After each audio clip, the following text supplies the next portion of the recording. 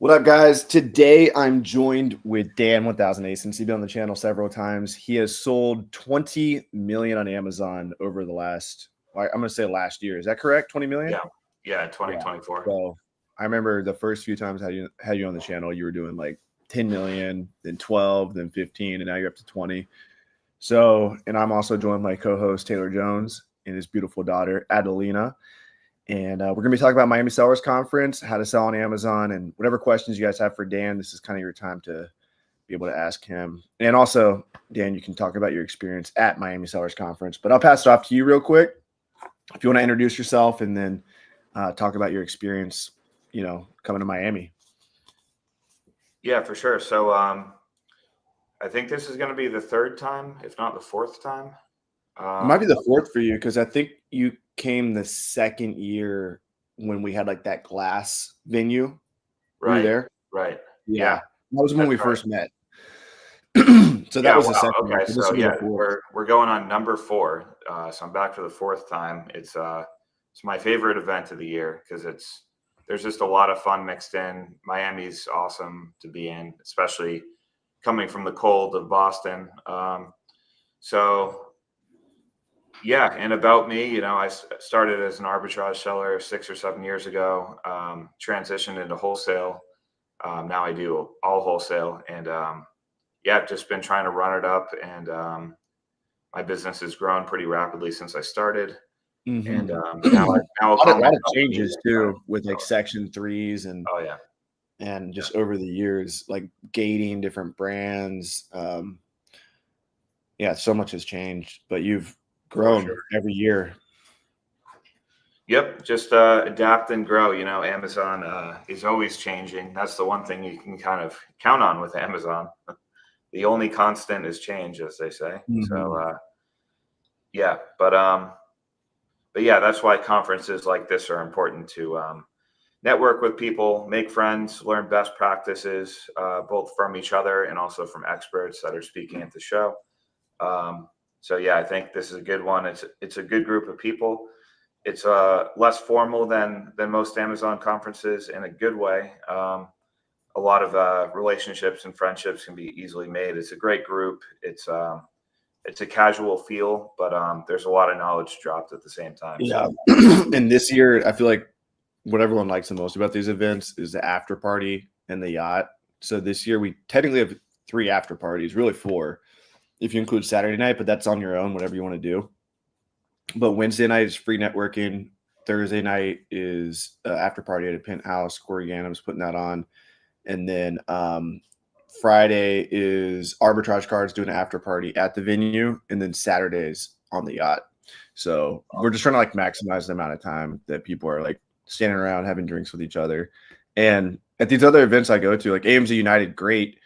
And hopefully they take this feedback because I've taken a lot of feedback from Scott Needham for Miami Sellers Conference. But I felt like it was kind of flat at the end because everyone was like in the room.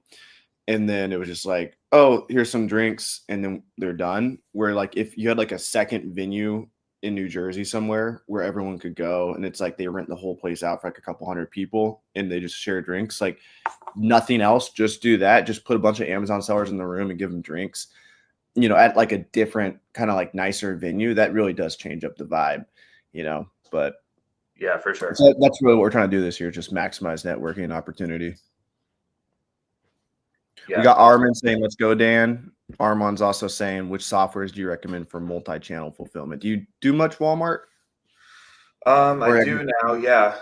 I use a software called Finale Inventory, which they're okay. I wouldn't recommend it to be honest. It was a lot of setup work, but yeah, that's the one I use for multi-channel fulfillment.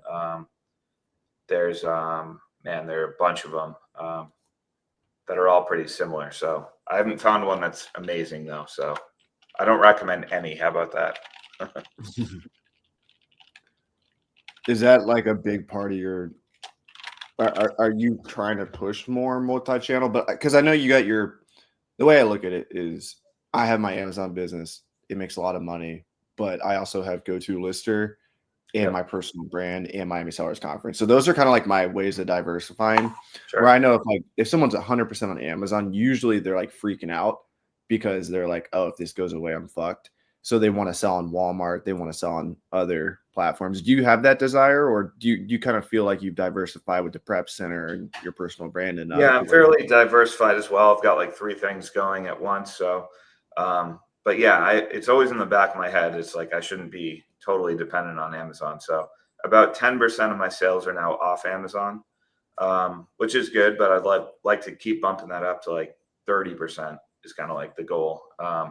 It also helps for brands too that I get saying like I don't sell just on Amazon. Legitimately doing volume on the other channels is a nice selling point. So, um, Hmm.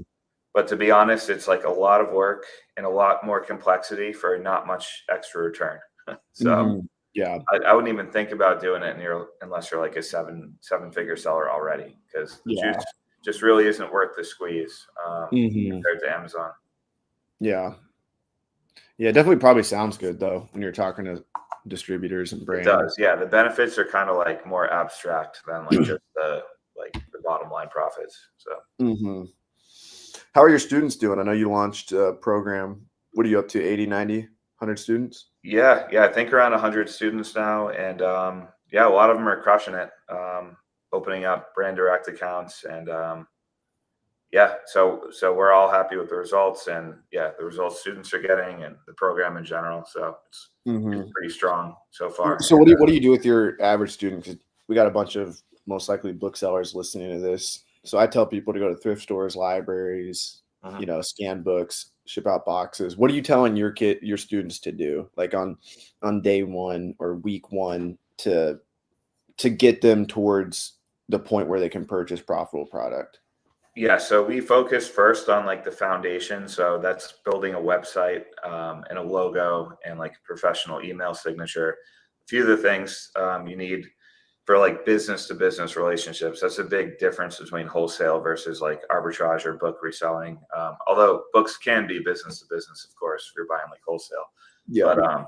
But yeah, setting up like a good foundation to like come off professionally, and then methods on how to find brands to contact, how to then contact those brands, and then when you get the list, how to look at, filter out profitable products, and then how to kind of scale from there, rinse, repeat. So that's like the basic framework. Hmm. Is the connection any better, Taylor, or no? I think Taylor's got atrocious connection right now. Yeah, bummer. Where in the world is Taylor right now? He's in Hawaii. He moved to Hawaii. Hawaii Oh and wow. had a baby, and he'll be coming back from Miami Sellers Conference and might be moving back to the States this year. We'll see. Oh cool. That Hawaiian internet, I guess, isn't cutting it. Yeah. Maybe a volcano erupted and took out the tower. Yeah, something like that. So I know we talked a little bit off air about this, but you've been traveling a little bit. You want to talk about that? Yeah, for sure. So just spent a month in Mexico City. That was a ton of fun. I live up in Boston, so the winter kind of sucks. It's very cold, snowy. Um, so I decided like every year I'm going to do a month abroad, basically, probably somewhere warm, and just yeah, break it up. Like just a really good like recharge every year, like shortly after the new year. Just get out of Boston, enjoy my life for a month, and also like give myself a little time to think and like distance myself from the day to day. So the first year I did it was successful. I had like an unforgettable month. It was incredible. Now I have the travel bug already. Like I'm actually thinking about going to Colombia tomorrow. I got a couple Hmm. friends down there on a trip, and I may very impulsively just go tomorrow. So we'll Oh, see. nice. Still on the fence. And are you using? I'm sure you just have like. I'm sure you have like a year worth of travel at least on the credit card points. Oh yeah. It's absolutely stupid. Yeah, I've got like probably over 2 million points across like Amex and Chase and Capital One. Hmm. So I haven't paid for travel in years. I can't even spend it fast enough. So Hmm. Yeah, so that's a that's, lot. that makes travel a little easier, of course. Yeah. What's your go-to hotel with the points? For hotels, I typically use Hyatt. I find that Hyatt's the best value for like points and stuff, Yeah. and I've got the top status there, so probably 2/3 of the time I get upgraded to like a 1-bed suite and free breakfast and a late checkout, all these like perks, So Yeah. yeah, so Hyatt's got a great program for sure. Have you heard about their globalist program? Yeah. So I'm in Globalist. So I get hooked up all the time. Yeah. Yeah, that's There's awesome. also there are a lot of nice Hyatts in Japan actually. Yeah, I hear it's they're some of the best Hyatts in the world over there. yeah. Well, that makes sense you say that now because I've always kind of thought that. I thought the food here. I'm at the Hilton right now, and the food's all right, but it's kind of just like. I mean, it's better than American hotel food for sure, but the Hyatt is just like on another level. Like the food there, I'm like both Hyatts I went to in Japan, one in Okinawa, and one here in Tokyo. I'm just like that was like my favorite part of the trip. Was just go to That's awesome. breakfast at the Hyatt. Yeah, I hear those are legendary. So yeah, I got to make it over there. Definitely will be staying at the Hyatts. What part of Colombia are your friends in? In Medellin. Medellin. Okay. Yeah. Nice. Yeah, that'll be a fun trip. Definitely. Yeah, my friend just FaceTimed me. He's like in some penthouse with like 360-degree views of like the mountains in the city. There's a hot tub. There were like his friends were like getting massages. There's like multiple massage therapists. Yeah, I'm going to Colombia. It's like, yeah, That's just awesome. kind of ridiculous. Yeah, Amazon sellers or yeah, like half of them. And there's a Nice. distributor down there actually that works with Amazon sellers, and then a couple like big real estate and crypto people. So it's like great group to network with. So I'm probably gonna go down. Yeah. I mean, yeah, that's a prime example of networking. Where'd you meet these people? I only know my friend, my one friend Jake, but Jake, who will be at the Miami Sellers Conference. Yeah, it's like friends of friends, basically. So Yeah. It's funny that yesterday we were talking with 3 sellers. Actually, they hopped on, but we had a couple sellers, and they're going to be talking about TikTok at Miami Sellers Conference, and they were both just like on a networking trip too. So it's funny that people that are coming to Miami Sellers Conference that we're interviewing are like already doing their networking, like just naturally, Yeah, that's awesome. Yeah.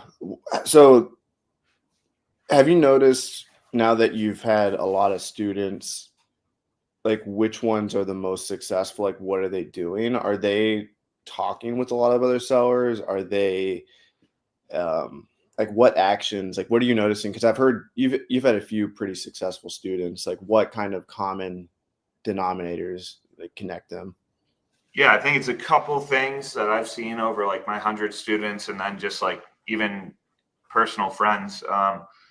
First one's mindset. So like there are a lot of people in the world that will just like either make excuses or blame outside circumstances or outside people for whatever results they're getting in life. So I find that the people that tend to try and deflect like blame or like kind of a victim mentality, like those people usually get washed out. On the other hand, the people that are like persistent and they're just like, I'm going to make this happen no matter what. It's all up to me. Like I'm responsible for everything that happens in my life, business wise or otherwise. Like the people just that take full responsibility, accountability. Those are the ones that I see succeed. So, and in wholesale, I mean, you deal with a lot of rejection. A lot of companies say no and no. So like, you need to have that mentality and like persistence. If you don't, and you're easily like, you receive one rejection and that's it, and you put your tail between your legs and go home, then like, yeah, you're going to get washed out of Amazon. So that's number one, mentality. And then like, I think some people are naturally better than others, like on the phone and emails. So like good, like written skills and like phone conversational skills. People with a sales background are really successful because they're used to kind of like pitching, presenting, okay with like people saying no. So those are the people that really shine that I've seen.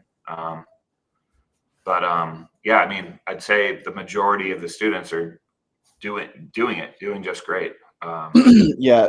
And I know in the past you talked about doing like distributors, but now you're pushing more brand direct to your students. Yeah, yeah, and I definitely don't say to anyone like don't contact distributors. There's still plenty of money to be made buying through distribution, but I'm trying to bring something that's more future proof. Like I'm seeing even big brands that were huge buying through distribution, they're getting gated. Like let's say Oral B or like some beauty brands or Dyson or like Nike, Adidas, like big household brand names. I think are just going to keep following like dominoes one by one. I think there's always going to be opportunity in like the small to medium sized brands, both in arbitrage and wholesale. But if you're buying those like ultra popular brands from distributors and that's your business model, I think more and more brands are going to get shut down. You're going to have a hard time doing big volume. So that's why I think like the brand direct partnership model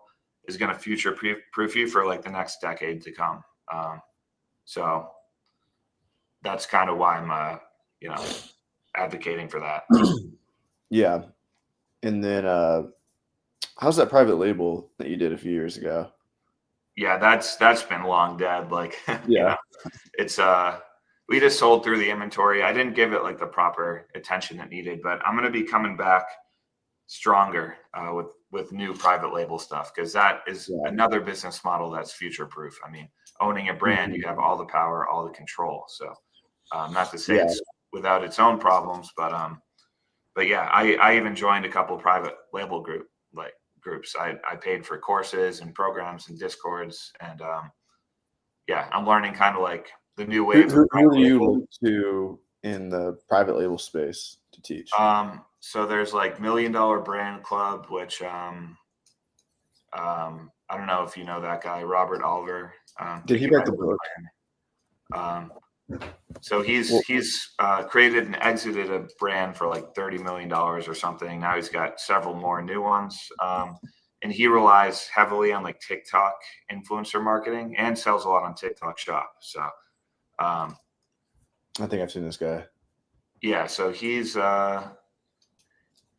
legit. So I'm in that program, and then what's his name? Brandon Young. I think is really, really knowledgeable. And I haven't gotten his course yet, but I'm going to. How much does he charge for his course? Probably like $5,000 or $6,000. I'm not sure. But he created the software Data Dive, I think, which is like a really, really good listing SEO software. And just from that and like a couple conversations he's had on YouTube, like, yeah, he's like ultra knowledgeable. And I think his teaching style probably is a lot more aligned with mine. So yeah, those two are who I'm messing with. Nice. Yeah. Yeah, I think having your own brand on Amazon and like being on the other side of the IP complaints and like trademark infringements, being the one that's like giving those rather than receiving them, that'd be nice. Yeah, and you control price. There's just like so much less bullshit that happens. Like you really do control your own destiny. Yeah, I guess you control price. You control your price. Like nobody. Yeah, I mean, competitors can undercut you, and like you may have to adjust your price due to that. But like, in wholesale, I deal with like roller coaster prices all the time. Yeah, just a bunch of sellers come on.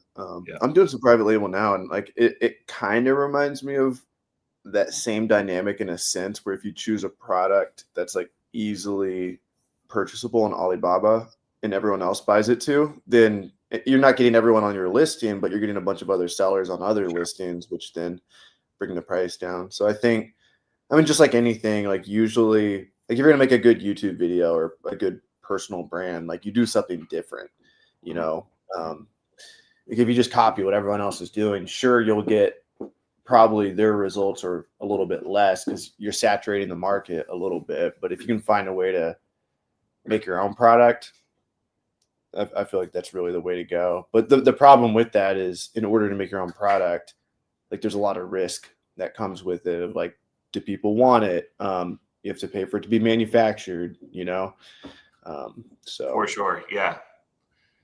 Yeah, tough decisions to be made for sure. Like, yeah, but I Yeah, agree. it's like Differentiation is key. Yeah. there's different levels of like entrepreneurship. Like I can make a YouTube video, brand new type of video, and if it flops, whatever, maybe I put like a week or two of effort. But when you're like paying for like a certain type of original item to be manufactured, like you better hope that you've kind of tested the market in some sense Yeah, to make exactly. The stakes are pretty high. If like you're like just like the injection molding and like designs and Mhm. patents and stuff, you could sink 50 grand easily into the product and before it's even made. And then you buy inventory of it. And then the marketing costs can often be more because you need to educate the consumer. If you're like inventing a new thing, like it might blow up and you might sell like $1 billion worth of the product if it's awesome for Yeah. them. But it's like you got to sink some money into it for sure. So Hmm. private Yeah. label and brand building, it's the highest stakes in terms of like Yeah. and highest risk, but highest reward as well. So Yeah. Hey, Amazon's great money. Like I'm running my wholesale business right now, and I know if I put in like 100K, I'm gonna get back like 130K. And I get that back in 6 weeks as long as I reprice aggressively, and I keep doing that over and over again. Like that's serious money. Like if I just focus on that for the next 5 years, I could probably just retire from that money I stashed right. away. But um, the reason why like go-to lister is so exciting is I'm building this thing that is now sellable. I'm building the Exactly. software and getting users. And I feel like it's very similar with private label is like you're building like an ASIN that gets predictable sales. It has its own brand. Hopefully it's connected to a couple other ASINs and then boom, For you don't sure. need a That's like thousand a ASINs. digital asset at that point. Yeah. Yeah. And Like then like, wholesale's just like, yeah, you're just like a trading business. And like, I don't think you can ever hope to sell it for big dollars unless you have like brand exclusives, like purchasing agreements, like under contract, stuff like that adds mhm, some value. But like, if you're just like buying low, selling high from like random sources, like, yeah, it's a great like ATM machine type business, but it's not going to like, yeah, you can't just exit it for like some huge amount of money down the road unless you get mhm, really big. So, yeah. Did you see Patterns having their event in Vegas? yeah, I saw that and I actually went to their Kentucky warehouse. So I saw their logistics service middle mile and met some of the executives there. And yeah, I had a great time. I learned a ton. They were great people. What do they do annually in sales? They do, last year they did 1.4 billion in sales and Yeah. they're looking to do 1.8 this year is their target. And they're worth multiple billions of dollars. So like that's like a wholesale business that like is worth Mhm. a shit ton of money, obviously, but they have some major contracts with major companies. They have their own proprietary software. They have like in-house services for basically everything. So they've built like, yeah, they're the pinnacle of Amazon and Did wholesales. did they sponsor AMC United? I think they might have, yeah. Yeah, because they like did like the last talk. So yeah, I think they did. I wonder like what their angle would be. Like why would they sponsor? And like what's their angle with Well, they have a logistics service that I actually use called Middle Mile. So I think they were there to more or less pitch that. So and they do prep now as well. So like Pattern has a preps like their main warehouse does prep and they call it really? marketplace prep. So they were trying to advertise marketplace prep and then their logistics service Middle Mile. It's pretty cool. You send everything to their Kentucky warehouse and they split it up for you and like inbound it into Amazon all across the country and in like Amazon freight trucks. So your stuff checks in really quickly. Oh, nice. You That's don't have to cool. pay placement fees, but you get the benefit of like sending it to one place essentially. Hmm. And then they like sort it all, stick it into trucks going like all over the place. Yeah, maybe we'll try to get them to sponsor Miami or speak at Miami. They probably would. I mean, they've got unlimited pockets. So like, yeah, if they're looking for more like middle mile customers, they probably would. Which one tried to sell a few years ago? Was that Pattern? There was pharma packs that went bankrupt. They I think they were worth over $1 billion, and then within like 12 months, just like went bankrupt. And then I think Caspian also went bankrupt. Yeah, I don't know. I think those were the big ones. Maybe Spreetail. But Yeah, I I don't think remember they ever tried to one sell. of them tried to sell, but they weren't that profitable as Okay. people thought. Yeah, probably Pharma Packs. Pharma packs, okay. Yeah. We got Joe saying essentially 3 tiers of Amazon third-party sellers, correct? Retail arbitrage, online arbitrage, wholesale, and finally private labeling. Yeah, that's more or less correct. Yeah. Yeah, and then I guess drop shipping you could add in there. Yeah, there's drop shipping. Yeah, they're like probably 5 or 6 business models, but those are the biggest ones. Yeah. Mm-hmm. Yeah. Yeah, I'm What actually are you most excited about? drop shipping. What's up? What are you most excited about for Miami? Probably like, I don't know, strip clubs. 11. No, just kidding. No, just seeing like a bunch of people that I know from the community, and yeah, just networking with people. Mm-hmm. At strip clubs. At strip clubs, of course. Yeah. No, honestly, I'm probably not even going to one because last couple of years we got like tables at 11, and it's just so expensive. It's stupid. It's like, Yeah, it 8 is. grand for a table, just stand around and like music's Oh, blasting. Like, so like, why did I spend that much money? It's yeah, we kind should of get them to sponsor Miami if they get a Yeah, they couple of probably would. opportunities. Man, that's crazy.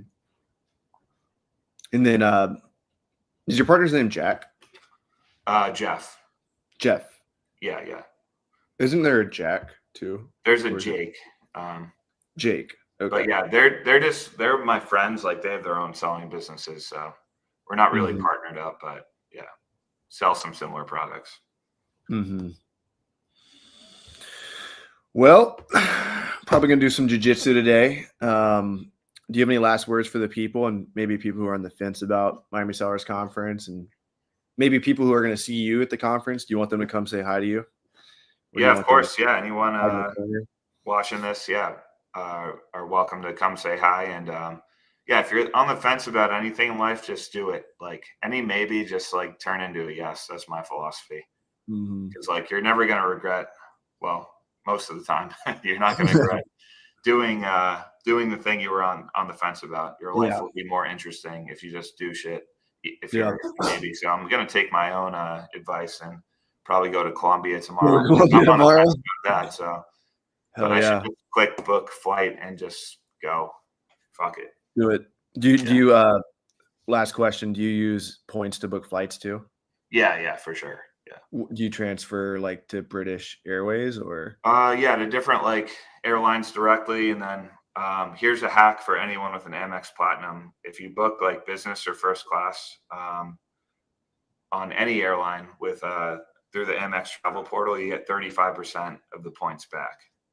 So you essentially have like a 35% discount on first class, and a lot of the times it's barely any more expensive than economy. So for all my like domestic travel within the US, I usually book it on Amex first class with points, then 35% come back within like a month on your Amex. So a lot of people, I think, don't take advantage of that, really. So. Yeah. Sweet. Might have to do that. For the first time, I upgraded to like not the poor people seats on the way to Japan. There you go. Yeah, on the long haul flights, especially, it's so worth it to like be more comfortable. Mm-hmm. Yeah, I've never done like the full on first class on like international flights, but I'm very envious of those people. Like first class on like a flight in America, whatever. Yeah, But on an exactly. international flight, Yeah, you within have the States, first class is trash.